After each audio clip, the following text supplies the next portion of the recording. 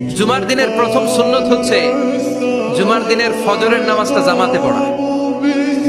জুমার নামাজের প্রথম সুন্নত হচ্ছে ফজরের নামাজটা কি পড়া? জামাতে।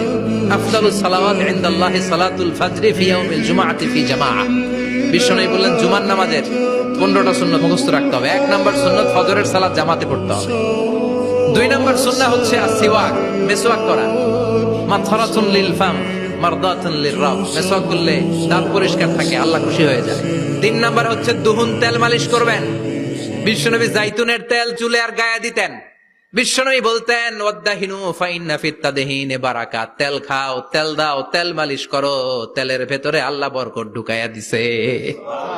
4 নম্বরে আত্তিব, জুমার দিনে সুগন্ধি লাগিয়ে যাওয়া সুন্নাত। লাগাবেন? লাগাতে রাজি আছেন? বিরাতু আইনি ফিস সালাহ, নামাজের মধ্যে যখন আমি দাঁড়িয়ে যাই আমার চক্ষুটারে ঠান্ডা করে দেয় কে? আবার বিশ্বনবী বলতেন আরবাউন মিন সুনানিল মুরসালিন, 4টা সুন্নাত সব নবীদের সুন্নাত। 1 নম্বরে আল হায়া মানে লজ্জা।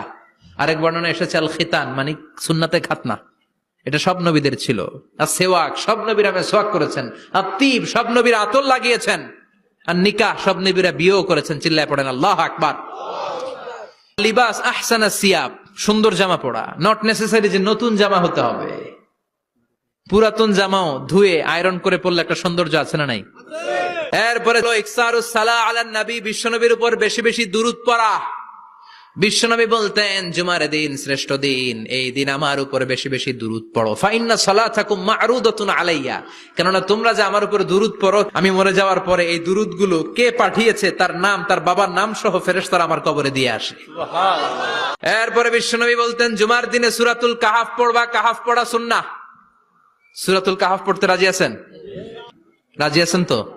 18 নম্বর সূরা, কোরআনের একেবারে মাঝখানের সূরা। এরপর আত-তাবকির ইলাল মসজিদ, মসজিদে আগে আগে যাওয়া সুন্নত। আগে যিনি যাবে উনি কি পাবে?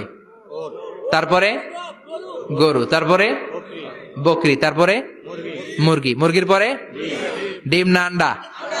আন্ডা। আল মাশিউ আলাল ইকদাম, বিশ্বনবী বললেন হেঁটে হেঁটে জুমার নামাজে যাওয়া সুন্নাহ। রিকশা, হুন্ডা, সাইকেল, সিএনজি দিয়ে গেলেও হবে, কিন্তু হেঁটে হেঁটে গেলে সওয়াব বেশি না কম? প্রতি কদমে কদমে আমলনামায় সওয়াব দিয়ে দিবে কে? এরপরে বিশ্বনবী বললেন আদামু তাখাত্তি রিকাবান নাস, মানুষের ঘাড় ডিঙ্গিয়ে সামনে না যাওয়া সুন্নাহ। এরপরে বিশ্বনবী বললেন দুখুলুল মসজিদে রাকাতাইন, জুমার নামাজের দিন মসজিদে ঢোকার পরে 2 রাকাত পড়া সুন্নত। কয় রাকাত? 2 রাকাত। রাজি আছেন? কবলাল জুমা বাদাল জুমা, অনেকে প্রশ্ন করে বাদাল জুমা 4 রাকাত, মসজিদে পড়লে 4, ঘরে পড়লে 2, কিন্তু কবলাল জুমা